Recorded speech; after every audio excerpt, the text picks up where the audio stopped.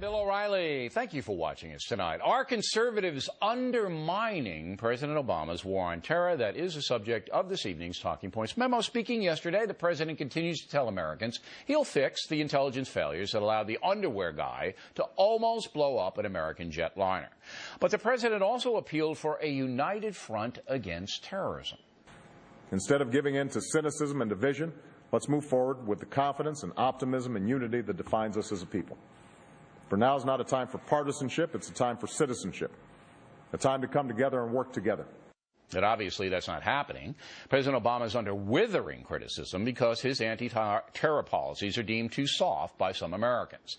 Leading the charge, former Vice President Cheney and Sarah Palin.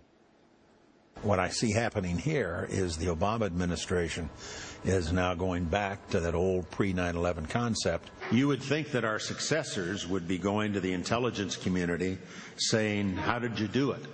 What were the keys to preventing another attack? Instead, they've chosen a different path entirely. The terrorists see just what they were hoping for. Our unity gone, our resolve shaken, our leaders distracted.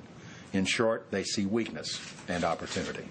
Do you believe the President of the United States has made Americans less safe? I do. And now he's making some choices that, in my mind, will in fact raise the risk to the American people of another attack. As for Governor Palin, here's her latest criticism. Guantanamo, begin treating terrorists as wartime enemies, not suspects alleged to have committed crimes, and recognize that the real nature of the terrorist threat requires a commander-in-chief, not a constitutional law professor, unquote. Now, it's ironic President Obama finds himself in pretty much the same position President Bush was in. You'll remember that left-wing criticism of Iraq severely hampered Mr. Bush in fighting that war. Today, President Obama is being hampered as he tries to fight al-Qaeda and the Taliban. I guess what goes around comes around. Now, since I, your humble correspondent, have been critical of President Obama's anti-terror strategy, I thought about his appeal yesterday, and I thought about it hard. I understand it, but come on. Trying Khalid Sheikh Mohammed and the underwear guy in civilian court is one of the worst political decisions I've ever seen. I can't remain silent on that.